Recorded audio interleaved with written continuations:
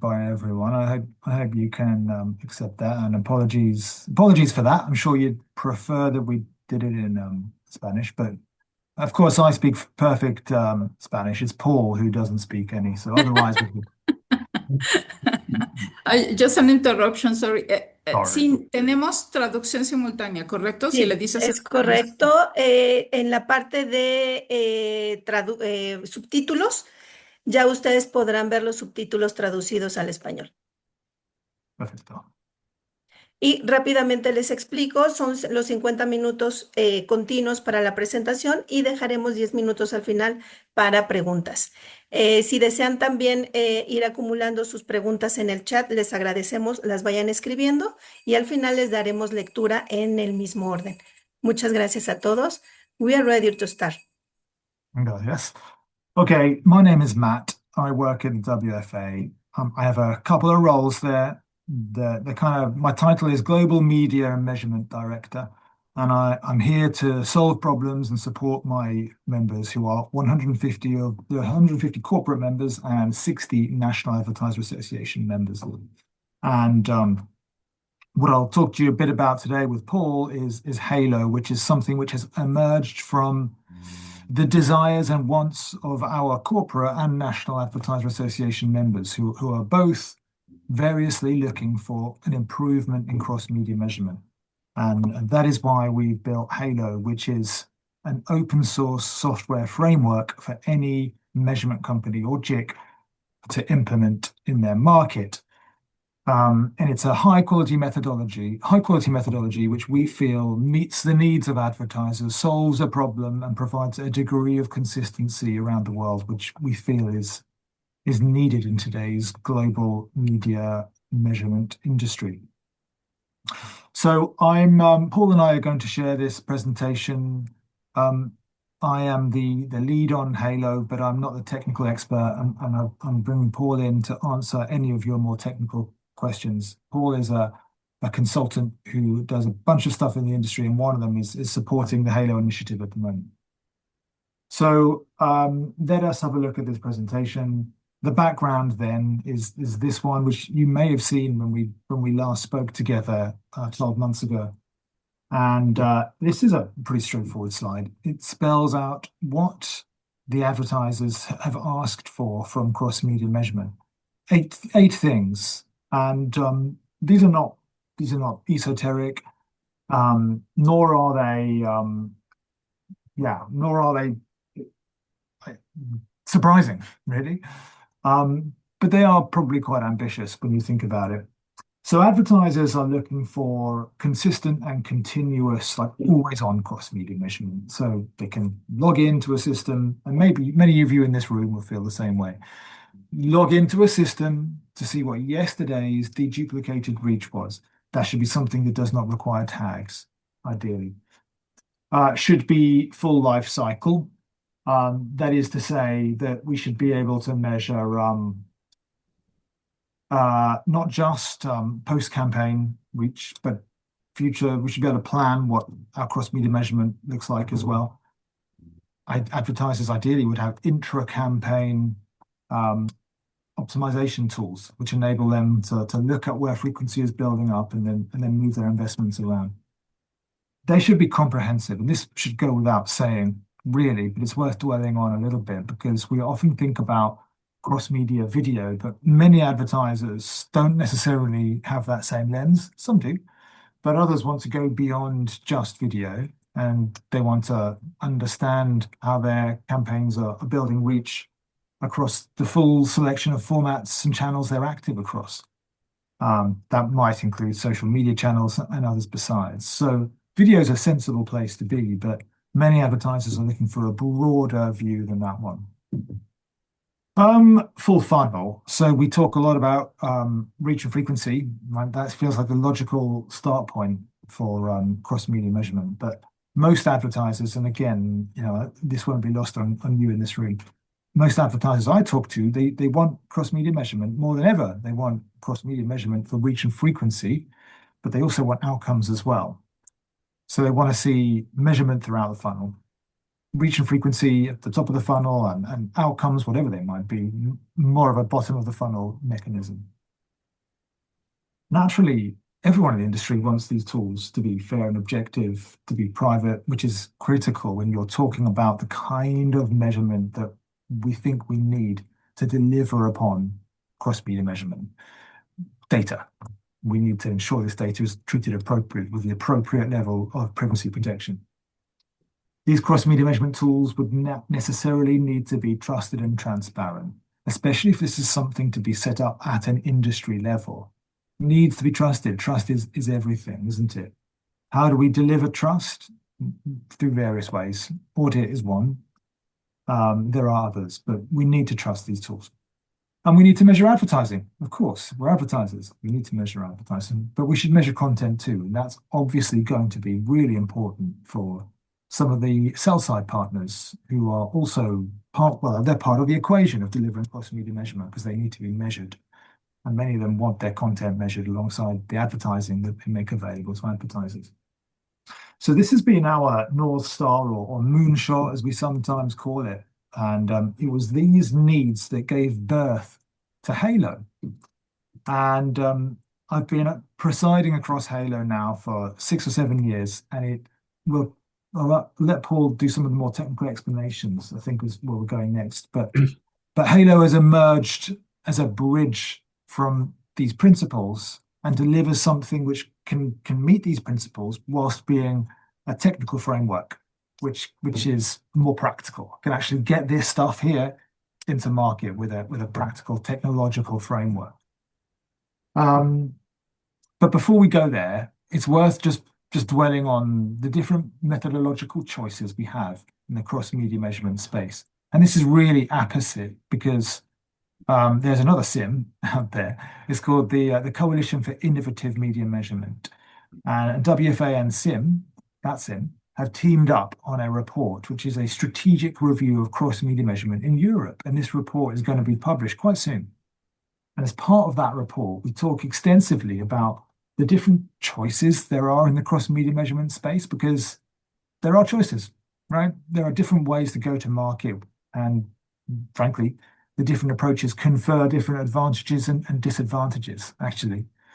Halo is one of the different choices. We think it's probably the best choice, the most practical choice to go down, but there's nothing wrong with the other choices which are in front of us.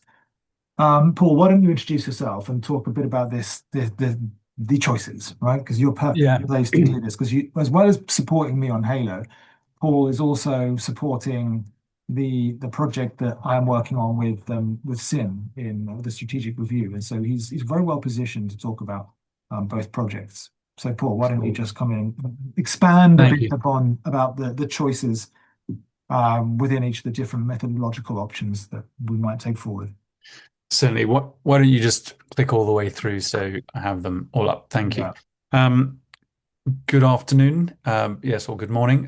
Yes, my name is Paul Good. I've had the pleasure of working in cross-media measurement for the last 20-something years. I was at ComScore for many years and visited Mexico supporting the team there. So yeah, have enjoyed my time. So the idea here was just to make clear that there are many approaches, but here's at least 4 simplistic approaches that, as anyone trying to do cross-media measurement, we need probably ultimately to join together these different approaches or choose one. Porque verás, traigo What las is it? mochilas como siempre. Mira, yo siempre hago. Yo bueno, es que mira. Olga, por favor, gracias. Okay, unmuted again. So I say in the history of audience measurement, we very much started with panel-based measurement. We had the population estimates. We recruited a representative panel, observed their behavior, and then projected out to the total population. And of course, once server logs came along and the internet, and we started to be able to get recordings of events, then media owners started saying, oh, your panel numbers don't match our census data. There are, there's conflicts, and then was born a form of panel-centric hybrid where the census data coming from the media owners would be used to calibrate the behavior on the panel, but the panel still being the central reporting data set and being the source of demographics and overlap calculations. And of course, this then highlighted the strengths and weaknesses of either approach. If you are doing panel only, then you get consistency of measurement, but you are limited to the panel size and therefore the granularity that you can see. The move to panel-centric hybrid did allow greater level of granularity because you're getting data coming from the census logs, but you're still limited ultimately to the size of the panel and whether that census data is appearing within the panel to support reporting in any specific time period or demographic segment or population that you're looking at. And what we have seen is with the fragmentation both of media or of content and of advertising, that panel-centric approaches were limited in their ability, even with the census data coming in, to report at the level of granularity that was needed. Which is why we're seeing a number of vendors moving to what I'm now calling here census-centric hybrid. You still have the same core assets of an enumeration survey. You're still recruiting a panel. It's still central, but the census data is now becoming the core reporting source of truth. And I'll go and explain more about how that gets built out. But what this is also relying upon is that there is an availability of first or third party demographics that can help inform the census data. It is not necessary. You can still rely on the panel, but it clearly is strengthened if you have that. But the point you have now here is you absolutely rely on full participation to support comparable reporting.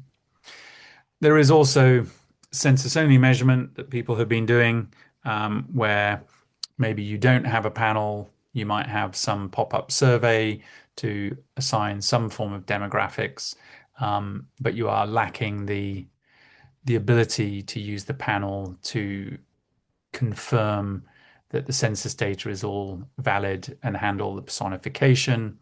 And just to say here clearly, the challenges of media measurement have always been, how do we get from standard event level data to a person? How do we assign demographics? And how do we calculate overlap between those, between usage?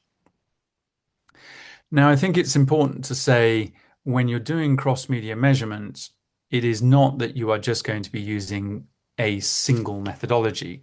Now, where Halo is based on an assumption of using a census-centric approach for the measurement of digital services where there is census data, the whole purpose of the system is to be able to join different data sets together.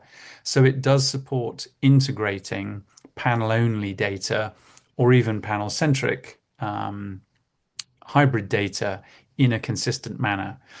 And at the heart of it, what you're doing is taking your population estimate and creating a virtual population that is equal in size and composition to the population under measurement. And the challenge that you're trying to do is say, can I take every single event and assign it to one of these virtual identifiers, one of this virtual population, so that we can get a very granular reporting data set. And I'll talk more about this when we look at the Halo methodology in more detail.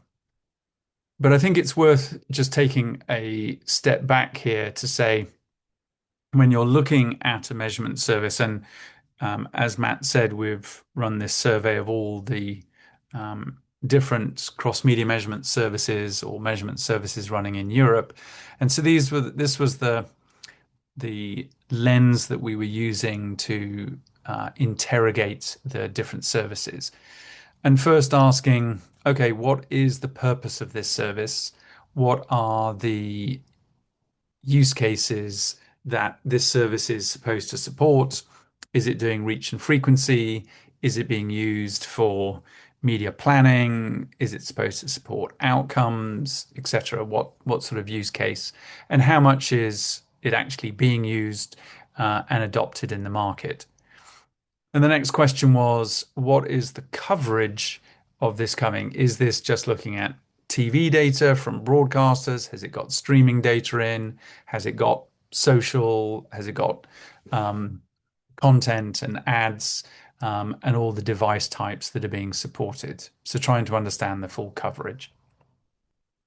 And when it comes to methodology, I was just talking through some of the different approaches there, but also how is the raw data collected, both in terms of your enumeration source, the panels, how are the panels recruited, built, weighted, representativeness of the panels, and then the census data.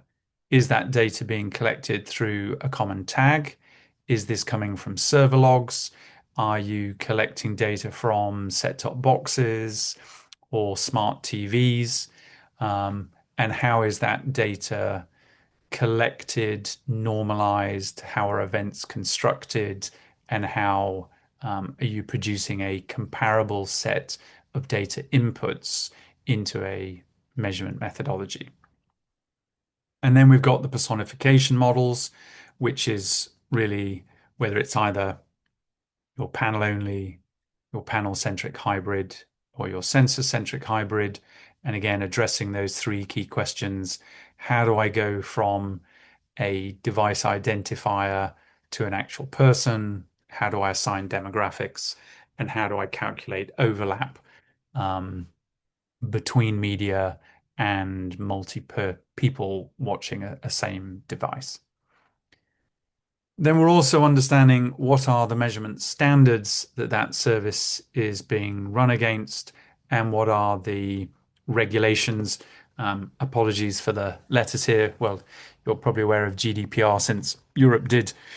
I heard a very good thing the other day saying Europe's not very good at innovation, but we're very good at regulation, and we're very good at making up laws and trying to export them around the world. So we did GDPR for privacy. There's a load of work going on around digital market regulation and European Media Freedom Act.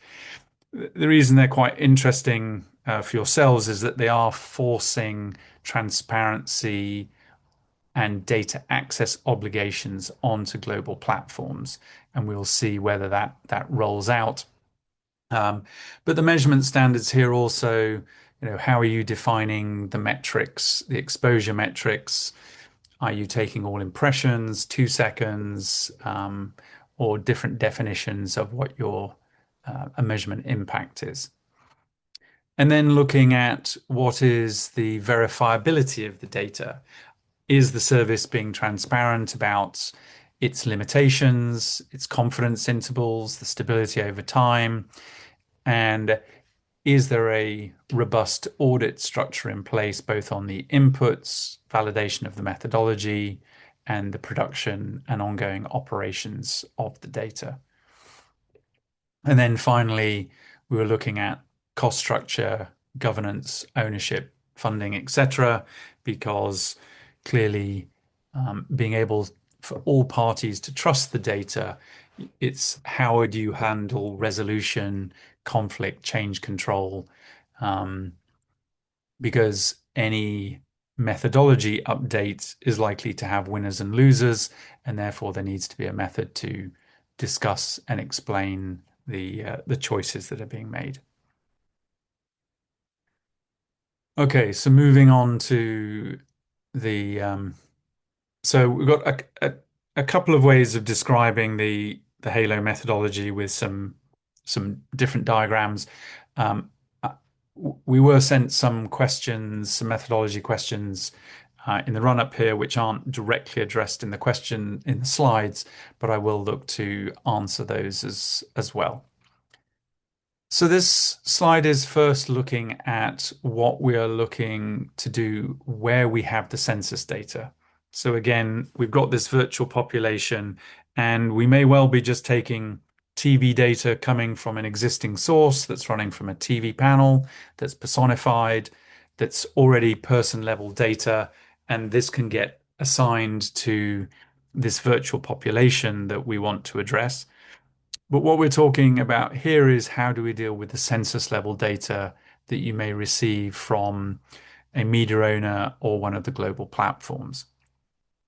And what we're doing is taking that non-aggregated first-party impression data and linking it to a panel so that we can observe the relationship between the identifiers and the devices in the census data and actually unique people exposed on the panel. If the census data comes with demographic profiles, we can also confirm or modify, more importantly, with a sort of probability matrix of how accurate that data is. So obviously we see people using accounts when they're maybe children on a parent's account, and therefore we need to correct for the profile data that may come in from a media owner when we're actually seeing who are the users who are using the service. And again, this allows us to see the overlaps and co-viewing that take place. So there's a mechanism for doing this panel matching.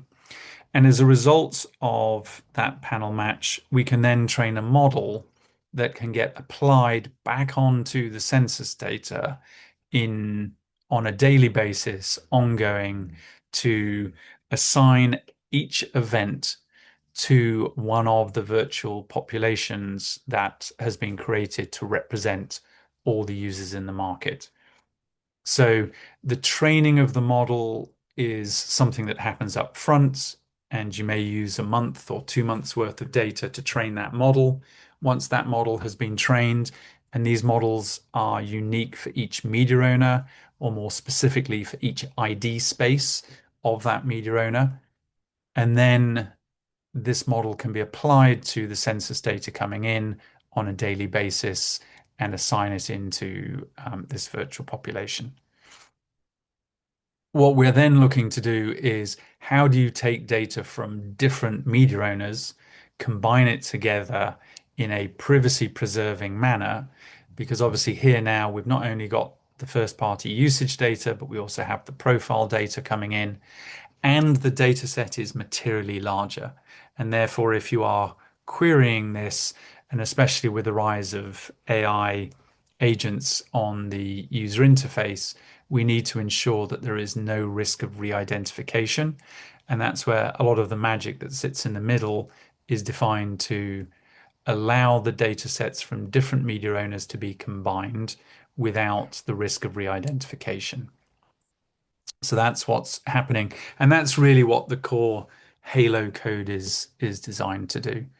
That then gets put out into reporting interfaces that can run out into planning tools and an MMM. The next slide also goes on to look at this from a different dimension, which there you can see here, you've got publisher A over the top, so TV publisher B, or whether you've got a platform providing the census data, doing a panel match, and informing the creation of a virtual ID model.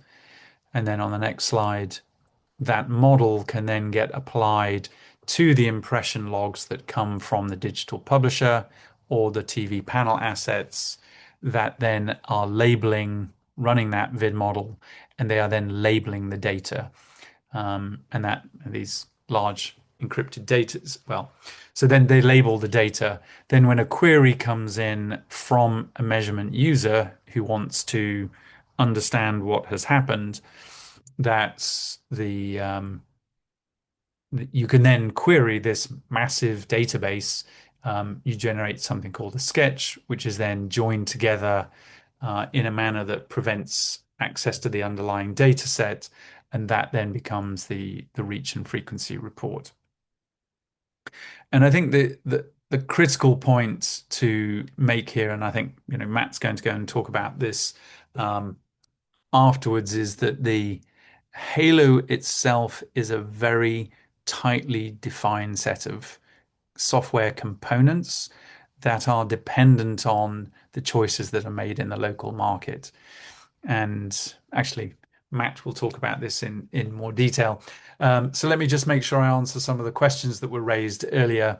Are there any specific characteristics the panel should consider to work within this environment? For instance, sample size, representativeness, minimal cell size.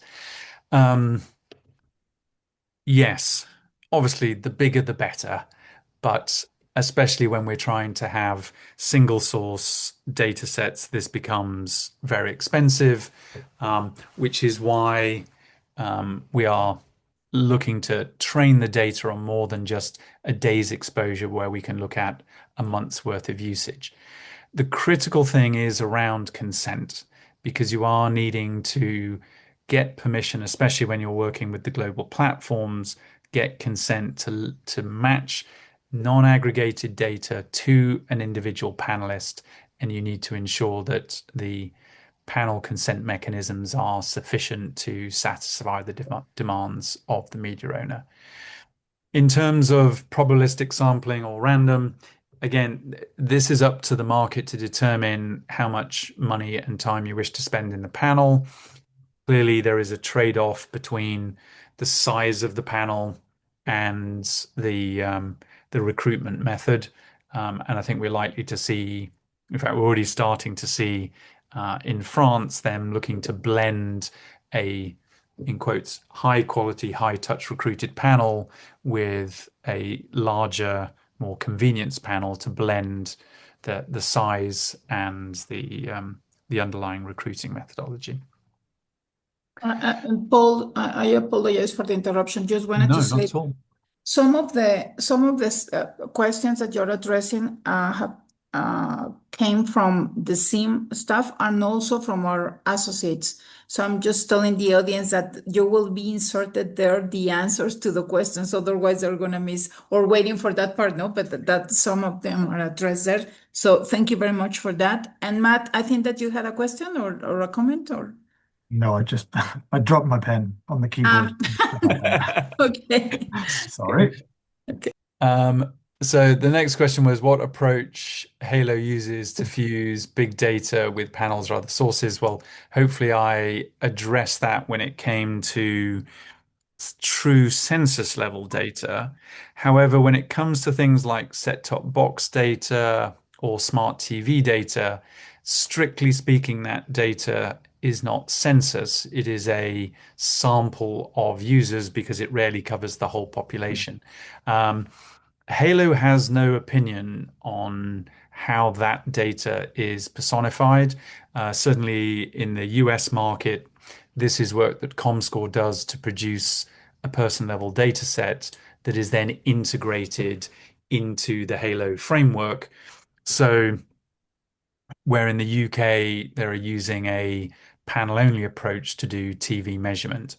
So yes, you can handle the personification of the TV data how you like. Question here, is there a universal identifier? No, it would be lovely if there were. But yes, whether it tends to be around email addresses or some kind of ID on the device for doing panel matching, there are various approaches that need to get supported. I have talked about the methodology for translating impressions into people and that into reach and frequency. There is, by the way, a very long document that was published in 2003 on the detailed methodology. We are in the process of updating this, which hopefully we'll be publishing in early September, that will go down into all of these component pieces in a lot more detail. The next question was around guidance on how do you standardize them? Well, actually, standardize metrics. So there's a question here of both standardizing the inputs, and then I think it's very important on standardizing the outputs. So Halo does demand access to non-aggregated data and the necessary fields to allow panel matching and to support the necessary metrics that the local market agrees on. And I think this is a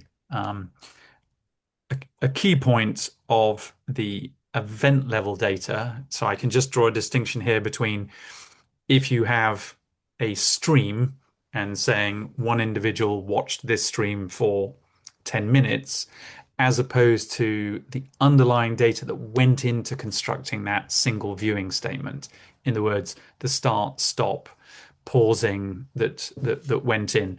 Halo is just requiring the event level data. It's not requiring the underlying measurement telemetry data.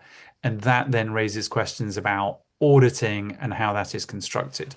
And again, local markets normally determine this either by saying you've got to use standard tagging, or saying if you're going to use server logs, you need to have had these logs audited, and the output of those logs needs to be a consistent metadata schema to feed into the system. And then when it comes to the outputs, then we need to agree on what those metrics are. I would suggest that it is impossible to agree any simple common metric when you've got such diverse uses of media.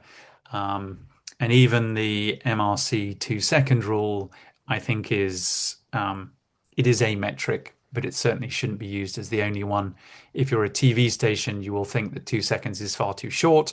If you're a social media company where people are scrolling past, you think 2 seconds is too long. And I think what we have seen both in the way that Origin and Aquila have operated, and also in fact entirely separately where the French market of médiamétrie has developed, they came up with a similar approach that you should be looking at all impressions. So these are different filters that you can apply on the reporting data. All impressions that have been seen for 2 seconds, 25% of the length, 50%, 75%, and 100%. So this is really requiring, in an ideal state, that all impressions would come in their event schema with a duration attached to them, and then you're empowering agencies and advertisers to query the data responsibly and determine the choices they want to make in a campaign. What are the main challenges Halo faced being able to bring it to life? I think I'll let Matt answer those ones. I did see there was one other question that came in, but by all means ask more questions later. Yeah, why don't I do my bit? Yeah, but then I can answer those back around if anything else comes in. There may have been one on deduplication. But yeah, let's come back. So what we wanted to talk about then is well, you've got a sense of how the methodology works. And I think it's becoming clear that this is, well, obviously it's what we would describe as a census-centric methodology, one which has advantages and disadvantages. We think is probably the best way to proceed to meet the advertiser's needs, in our views. This is a framework which is conferring lots of choices upon the market that decides to implement it. And it's voluntary, by the way. Anyone can do this or not do this as you choose, right? There is, as you can see, there is a common thread. There is a set of core common methodology attached to this, but there's a lot of local choices and vendors and pieces to put in place. So here is a representation of the things that you would need to do. This is probably a short list. There's probably many more. Here is a selection of the things that you would need to do to put in place to make this whole ecosystem work. So Halo is an open source set of technology components that do the things that Paul's been describing. Really, it's kind of the pipes, because there's a bunch of stuff that is not included in the open source. For example, as you've heard, Halo is a system which relies upon a panel. That's not available in the open source code, obviously. You need to either reuse an existing panel or put in place a new panel. So that cannot be included in the open source code. And that is therefore one of the pieces that a local market needs to do. So really, once Halo is an open source system that you implement, it gives you all the connective pipelines, but you still need to be putting in place stuff like the panel, and then also connected to the panel, the next piece out of after that is the virtual person model training piece. So Paul described back here the two-stage process involved in Halo, where there is the training phase, which happens up front and is retrained cyclically. And then you've got the live measurement phase, which is an always-on thing where the models are being used to be applied to the big data from participating media owners. So therefore, the panel is important, very important, and because that is what is used, the truth set, which is used to train models on. And then the models are very, very important as well. These two pieces, again, they're not included in the Halo open source code. They are requirements to make the whole system run. So these are two really important parts that once you've decided you want to pursue this approach, you then have to start looking into, right, where am I getting my panel data from? And which vendors will I use for that panel? Where am I getting my virtual person models from? Which vendors will I use for that? They could be the same vendor, but they needn't be. Other roles you're going to need locally, implementation or operation support, because again, Halo is open source code. It's kind of like an instruction manual, right? You need to implement that thing and turn it into a full production system that can accommodate data volumes, and then have the thing operated ongoing, right? That's a role that someone needs to provide. And there are lots of companies or institutions in a market that could do that. But that is not something that Halo does. We give you the open source and it's over to you to implement and operate. As Paul said, local inputs, that's dictated by participation, really. You need to build participation. You need to bring the industry around this approach and get them to put data in. And that brings us back to one of the earlier slides that we talked about, this one.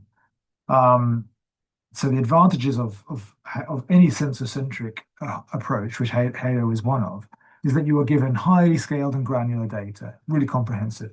But it's only as comprehensive as the participants in the system. So you need to get everyone to participate and put their data in. And that's a job of work, which is non-trivial.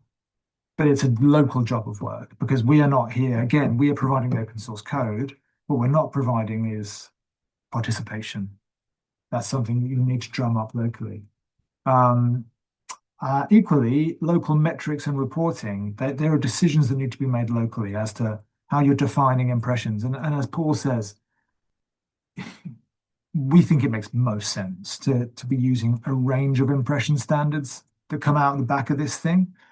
It makes probably a lot of sense to have all measured impressions flow into the system and then put in place the various filters based on duration that can enable you to look at reach at different thresholds. But there are different choices for you to make here. And Halo doesn't really have a strong opinion. It's kind of up to the markets that want to adopt this as to how they construct their metrics. Audits, local choices, local contracting and commercials, local governance and funding, all of that is local. So, to restate it, there's a lot of work that goes into implementing this, and most of it's local. But we have hoped that by putting in place a core and common high-quality sensor-centric methodology, that a lot of the problems are sorted out. And it's a kind of methodology space around which the industry can converge and drive participation from there. Because if everyone can agree that this is a sound, sensible way to conduct cross-media measurement in your region, participation can flow from there, I would hope. Okay, so some metaphors I'm going to use to help us, another way of describing the value chain, right? So, this is not new material. We've already said this stuff in the presentation, but here's how the value chain starts. We've set this set of principles. The advertisers have been outspoken about what they're looking for from cross-media measurement. And in this document on the left, you can read it. There's more content around how we think cross-media measurement solutions should be delivered to meet those North Star needs. And you'll notice that it kind of leads on to the way we've described Halo. And Halo is a bridge between those principles and the actual local market implementation. So again, it's the red pipelines in the middle. So Origin is one of the two markets that are currently using Halo. The other one is Aquila, as Paul says. Then Origin is a ISBA initiative, and Aquila is an ANA initiative. They're both, as it goes, they're both using 55 Blue to conduct single source, to build single source panel and to do vid model training.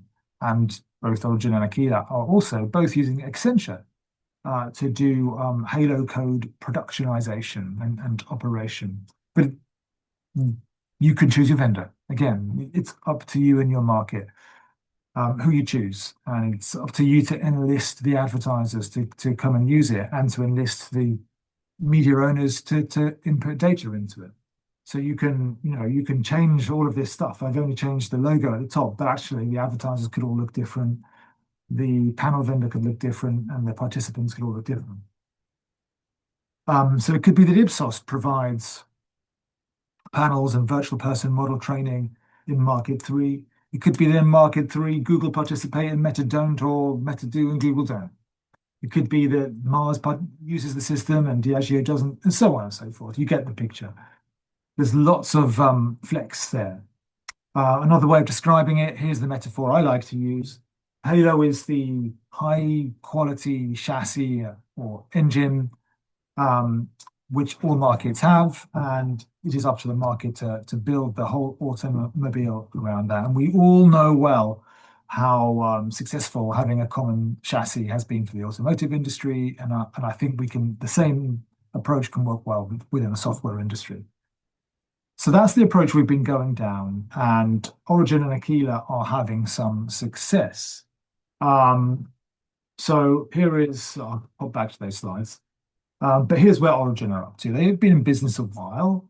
They went into expanded availability about a year ago, and they've got a pretty extensive list of clients, some 50, 60, 70 clients that are using the system. They've generated 1,000 plus reports this year. They are currently measuring, the coverage needs to grow. They're currently measuring linear TV, Meta, and YouTube, which is about 60% of the UK market. So not bad, right? At the moment, they are introducing a BVOD solution. So they get much more coverage of the CTV landscape there. And they're also integrating Amazon and TikTok. So they would be, I think by the end of this year, they'll be at around 75% coverage of the UK market, which is impressive. And they seek to expand from there by bringing in direct mail and other media channels too. So they're going pretty well. And Aquila are a little bit behind this point. They're yet to formally launch, but they've been building a long list of advertiser participants. And like Origin, they have the support of Meta and Google, and they have linear TV data in their system as well. So they're in a similar, they match quite well, but they're just in an earlier stage in the life cycle. So both looking quite good, and I would say crossing the threshold into more of a stable commercial product, or at least Origin is. So we like this. We think this whole ecosystem works because it's one simplified framework for local adaptation, execution, and governance, which is imperative. It makes sense. These things can't be imposed upon a market. This is voluntary. You choose to use it, and then you operate it. You adapt it as suits your needs, and you govern it. But you have the same core common system. It's a very high quality, very private methodology, critically based on non-aggregated data, which is really important, increasingly so. It's vendor neutral. You choose the vendors as suits your need. Most vendors will be capable of implementing and operating and supporting this approach. Halo is IP free. It's open source. There are no IP controls there, which we think is great. It's very available. You can get, if you want, you can go and use it tomorrow. There's nothing to stop you, and there's no IP controls at all. It's pro-competition by nature of it being open source. It's really an enabler. It doesn't seek to replace anyone or anything. It's simply here to enable measurement companies, GIGs, agencies, anyone who wants to use it. It's an enabler for them. and it's supportive and supports what they want to do. So we think that's a good thing. Of course, it is advertiser supported and it is platform supported too. And Google will say that they think that Halo is the gold standard of CMM integration. All that to say, it's not a given that were you in Mexico to say, great, well, we're going to implement this thing next week. It's not a given that the platforms will necessarily support and integrate with you. I think there's a good chance they will, but that's their choice. And that's a local conversation. And it brings us back to how to build participation. And that starts locally. But yeah, it's our aspiration that we've always wanted to, pardon the pun, start a Mexican wave with this stuff where more and more markets start doing it. And that becomes more and more attractive for the global platforms and other global actors because they see that they can integrate. Their integration becomes the same, irrespective. They are integrating in each market, but it's the same set of integrations that they need to go through, which makes it easier and easier for them to do. So we have some hope that the more markets that pursue this approach, the platforms will gradually just by default begin to integrate in each market and as they see the opportunity to be measured across more and more markets. And indeed, clearly the platforms are supportive of this approach. They've helped to develop this approach and they're supportive of it. So we've got comments from both Google and Meta on screen here about their support for this framework. So so there's lots of support out there from platforms, from advertisers, and here are a few quotes from the users of Origin and Aquila and their sentiments around how they think it will change their businesses in the two markets where Halo is currently active. So great to see Procter & Gamble, Unilever, and Uber all being so supportive of these two initiatives and by default of Halo. So that is it really. And if you've got questions, we'll answer them. But here are some next steps for us. So we will, this isn't the next step, it's continuation, but we will continue to support Origin and Aquila to support them as they get through their trial phases and get out to a full commercial, stable, steady state. So that's kind of our raison d'etre really, is to support them and see them flourish, and then other markets will flourish afterwards, we hope. Next steps, ideas around vendor compliance. As Origin and Aquila are proven successful, we want to put vendors through compliance programs so they can also signify to the market that they are capable to implement Halo, which we think will help to develop an ecosystem to foster a thriving ecosystem of vendors who are putting their hand up to support you in your market, because the process should be one whereby you in market decide you want to do this.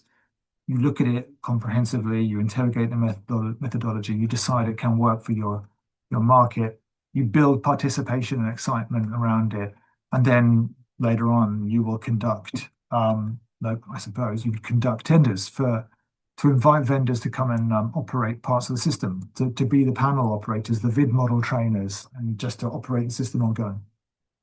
And you would want those tenders really to go to those vendors who are accredited or compliant with the methodology, and the vendors would want that recognition too. So we're thinking about putting in place such a compliance program so the vendors can advertise that they are implementing and operating parts of the ecosystem in the way that they should. And then more engagement with organizations such as yours and others to help them understand how this can solve problems for them, or not, because it's voluntary. You choose to go down this route or you don't.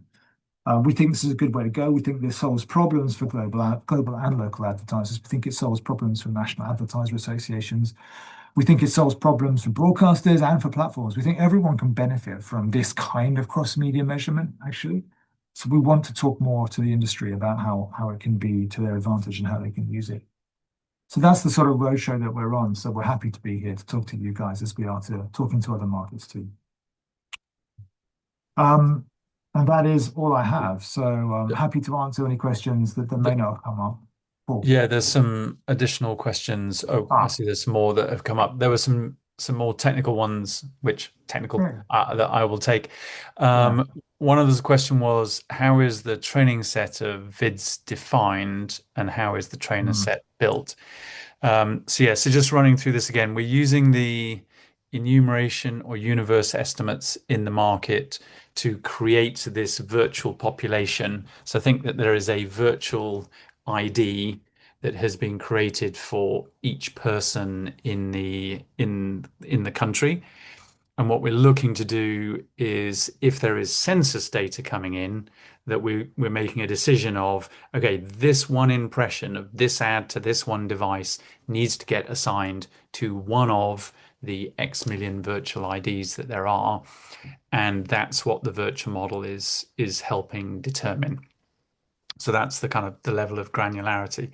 Now, if you have census data, then if you assigned a viewing statement to the same ID, then that would be a co-viewing event.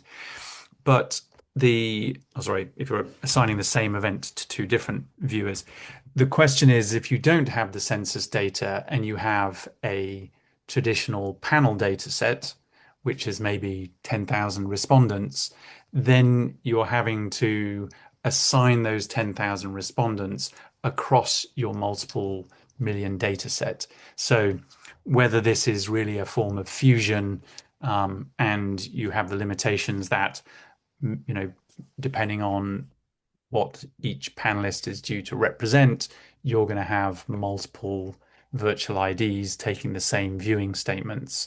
And that is the inherent limitation. So you can take panel only data, but obviously if you have a bigger data set, so for instance in the UK they're using a panel of, I think it's 3,000 homes, I don't know how many users, where in the US the TV data set is in the tens of millions because it's coming from set-top box data, but both data sets are still fused onto the virtual population, so you can run deduplication against the census data.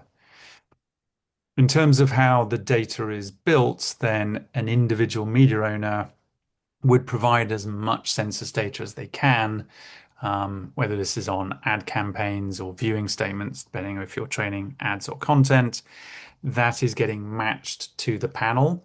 And then the company that is doing the vid model training, which has been Kantar, or now 55 Blue as they're called, in the US and the UK, they will sit there with the census data matched to the panel, and then they will use that to train the models. I think we've talked about granularity. The next question is data granularity solved by the generation of the vids. I mean, yes, the vids are at the largest scale, but if you've only had a panel of 10,000 with large weights, then those weights are applied to that many virtual IDs. Next question, within the Halo framework, every media or platform is responsible for their own measurement. If so, how are other markets solving for out-of-home measurement? So yeah, Halo has a defined methodology where there is census data available. If there is not census data available, and a panel that you can model against, then it is up for that local media to create a person level data set that then can be assigned on to the virtual population. The vid modeling approach will help with that assigning, but that local media needs to have created its own data set that then can be assigned. I think there's some new questions coming in. I'm not sure we got all of those. Yeah, there's some questions about the certified list of vendors who can provide services to markets. And yeah, as we discussed in the presentation, there's the aspiration to build out such a set of vendors. But there are some who are beginning to play in that space. I was going to share my screen, but I can't seem to do it. Oh, here we go. Here is an example of one of the vendors which is emerging out there, providing Halo implementation operational support. So there's a growing space of vendors who are taking advantage of the fact that markets are going to need various services. As you saw in my slide with the circle and all the disks inside it, there's a bunch of roles that vendors are needed for. And so these guys, LTDF, are seeking to play one of those roles. But we want to build out a selection of vendors who could be available to you if you wanted to take us forward in the market. Okay, so there are some other questions here. Is it possible to generate this model without the use of a panel, using only models to personify the census data? It's not something that has been done yet in the US and the UK, but it is certainly a theoretical possibility, and you could look to learn from some of the other models in other markets, and or you could look to use surveys or other forms of training the data. There are obviously the larger and the higher quality of the person-based inputs that can train and inform the model, the greater likelihood you are to have greater confidence in the resulting data set. But that's up to the decision of the local market in the choices it makes. Which then goes on to the same question, that if the quality of your enumeration and the quality of your panels being used to train the models is going to then be reflected in the quality of the models that you're seeing. And certainly, the desire for the data science folks always want bigger panels, lower sample size, lower weighting and higher overlaps to inform the model, and the business people driving the projects are often saying, oh, we said we'd do X thousand, but let's make it smaller. And can the data science folks do that? And then you just have to be transparent about the consequence of error and confidence in the data set that you're producing, because we get that there's the ideal that you may wish to pursue, and then there's you need to produce a service that is good enough, fast enough, and delivers sufficient coverage at the right price. And that is the tension that we are always trying to balance. Paul, there's another question from Frida at the very bottom. And I think that is also aligned with what you were saying. And Frida, if you want to elaborate on this, but I think that we're thinking of if there's so much flexibility on the way we can address the different needs. Is there a protocol or a guideline to validate that what we are using and the difference that each market is deciding to take? Yeah. So how does it really fit with the framework? No, because it could change everything. So yeah, this is where and in the new documentation that we're currently writing, we are drawing a distinction between what is the core functionality and the core software components that a market would need to deploy to be considered a Halo compliant or compatible market.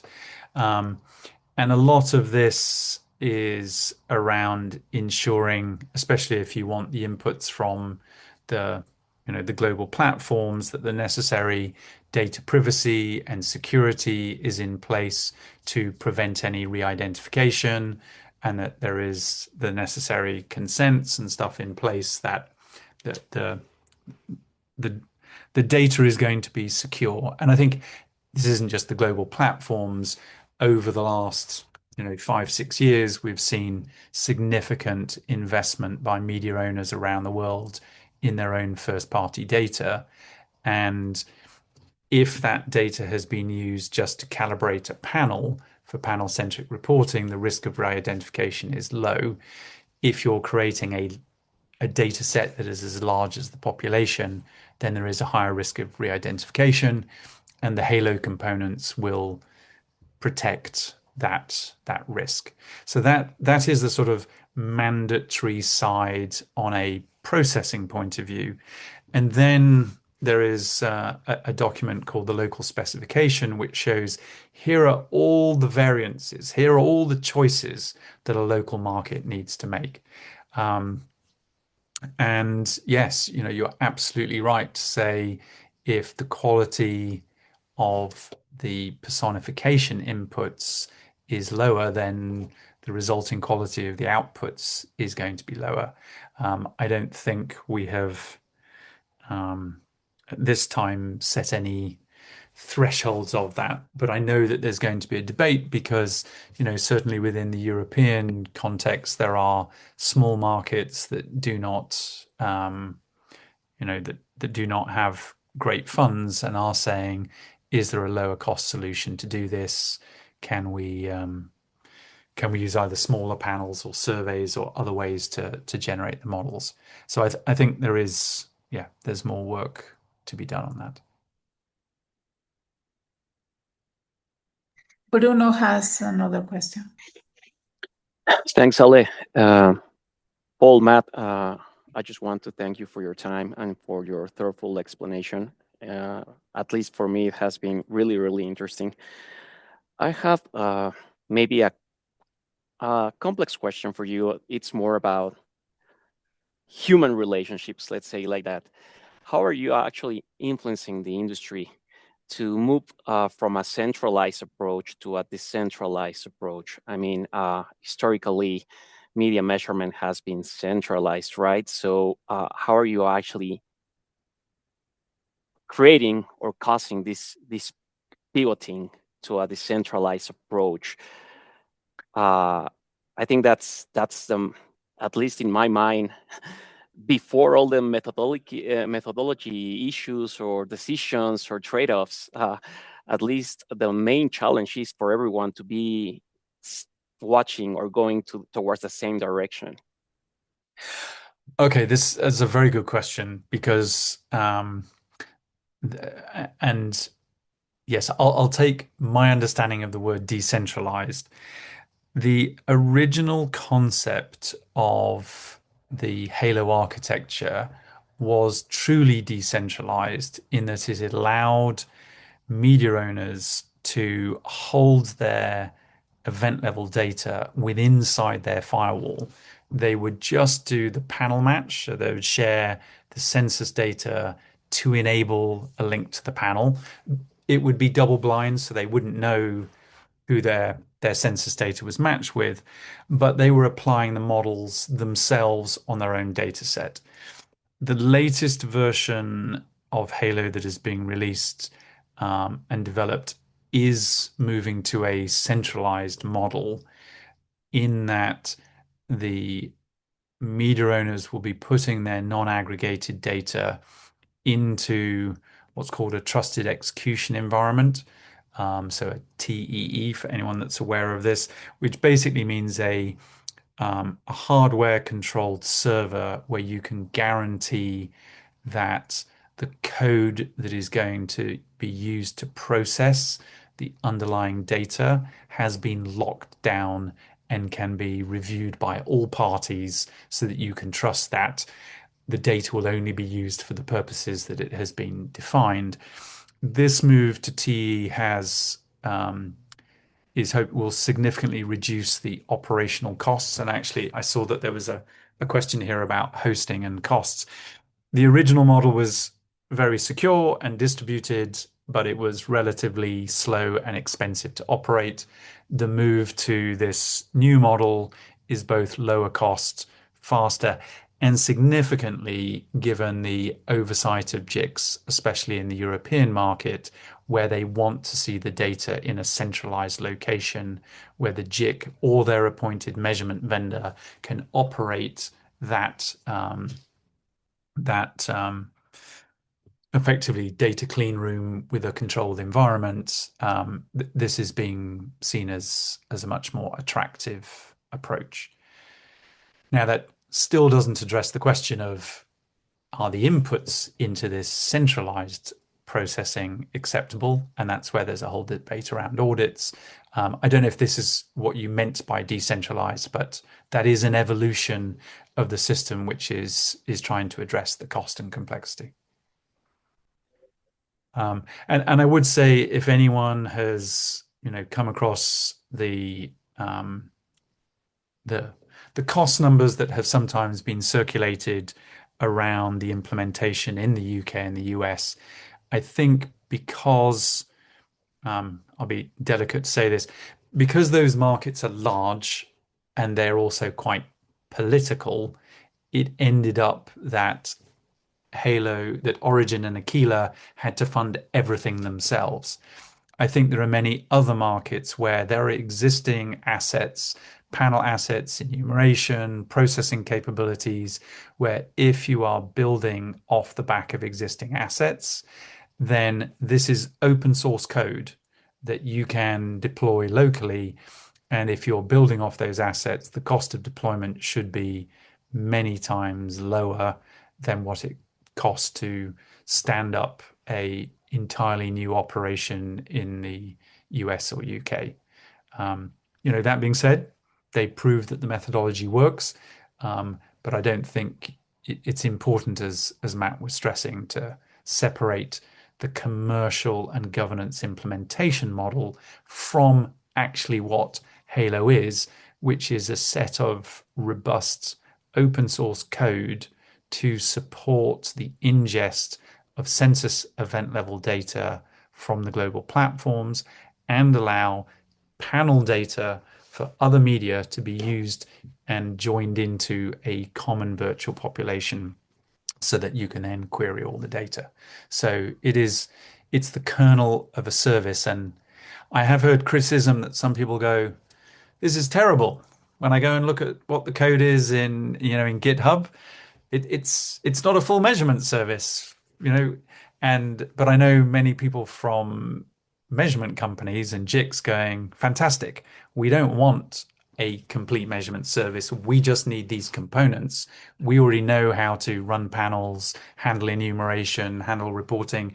We just need these components to plug into our existing systems. And that helps onboarding and bringing the platforms and the global streamers on board.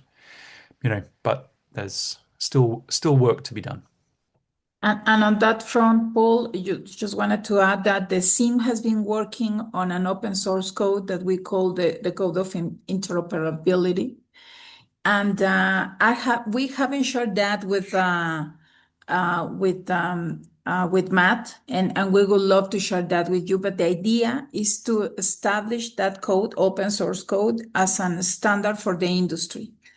And we've been working with that for years, and Google has been guiding us in the right setting for that, so that, because we were at the beginning had a mistake on the way we were approaching that. It has to do with what you were saying, Hector. It's not an identifier per se, it is protected. We hash the data there. So you translate that into anonymous, like let me call it serial number. And then you can match all the information, and we are on that, and we would love to share that with you so that we can prove that it could work for this model. Okay, that would be very interesting to understand, where it's playing in the process, as we're looking to finalize the documentation. I do see there's a question about how will Google collaborate. It's important to state that the deployment of Halo does not guarantee the participation of any particular media owner, because it will depend upon the market priorities, the commercial model, the metrics that are used. But it will at least guarantee that the market can say, if we have fulfilled all the obligations on deploying the core Halo code and have addressed, a good set of local market panels and assets, that the technical, legal, and liability questions can be addressed by the local market in a consistent manner. Still, there'll be governance and funding questions that are, outside the scope. But having spent many, many long hours negotiating contracts with these global players, it is much easier if you can fall back on stuff that they have already evaluated, they've already looked at, it's code they've been through, and in large parts, they've been helping write and develop. Yeah, I think the big platforms will entertain a conversation with any organization that wants to pursue Halo. So were this to be something you'd want to take forward in Mexico, then I'm sure Google and others would come and have a conversation with you. And then, it's how you can convince them about the conditions you're setting forward that will, tempt them into actually bringing data in. But the adoption of Halo would be an advantage, I would think, because they already have played a hand in its development, that they know they can trust the treatment of data within it.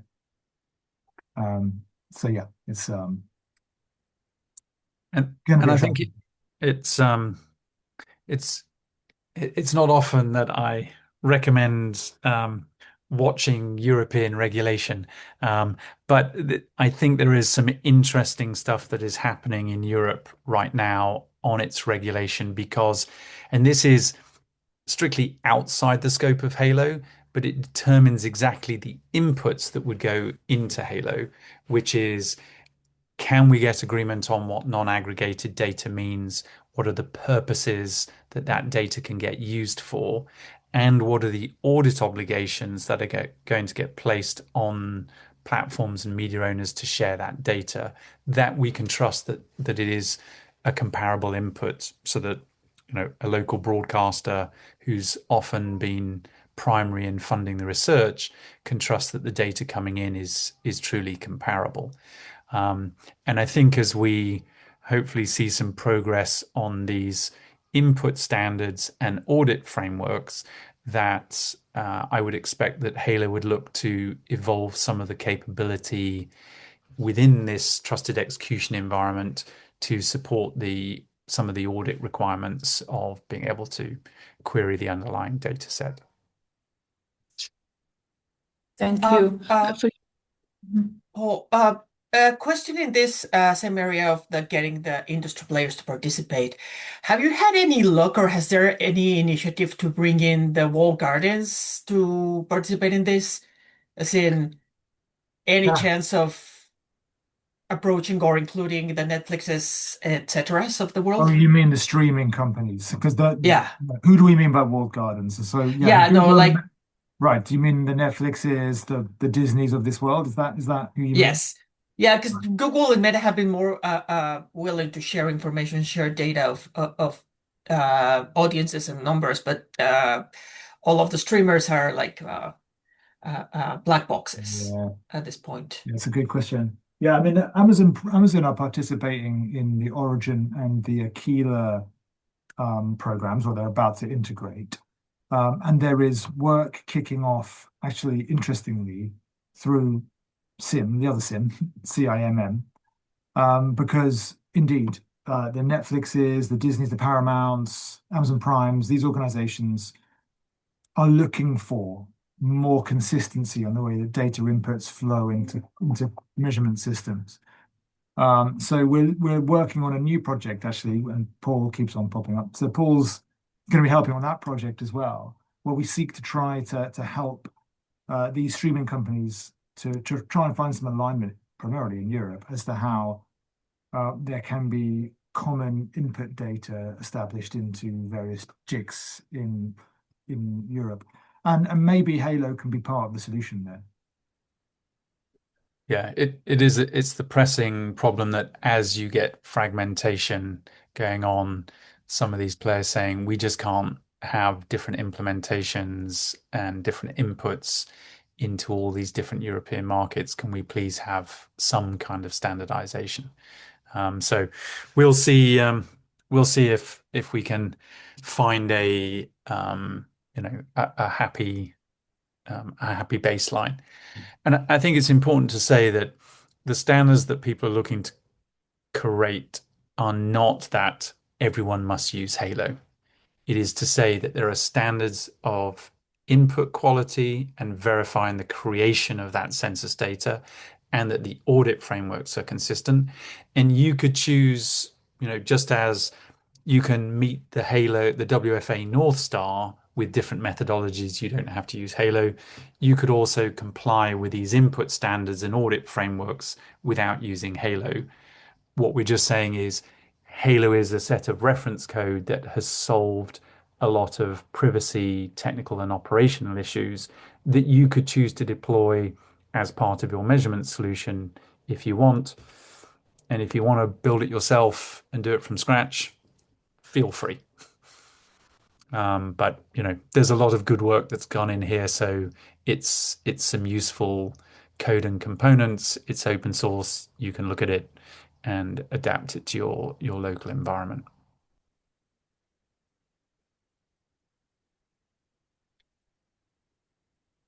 Listo. Pues muchas gracias. ¿Alguien más tiene alguna duda, pregunta, comentario o seguimiento que les gustaría hacer? Creo que no.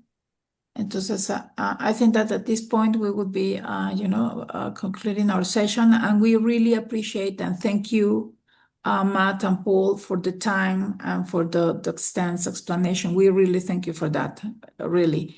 And we hope to have this still the door open so that we can continue exploring this alternative, because we really want to evolve our measurement to a level that we can actually have an objective, impartial cross-media measurement. And of course, if there's a way to learn from what you're doing, it would be more than great. Thank you very much. Thank you Thanks for the very much for your opportunity. time. Yeah, thanks for the opportunity. Thanks, Thank you, Matt. Tom. Thanks, Been a Paul. pleasure. Appreciate it. Yes. Muchas gracias. Have a good afternoon ahead. Gracias. Thank you, guys. Have a good one. Gracias. Bye. Thank you, guys. Hoy les vamos a enviar el sumario, o sea, las notas con la grabación, la liga de la grabación a todos nuestros asociados. Súper. Gracias, Ale. Gracias, Ale.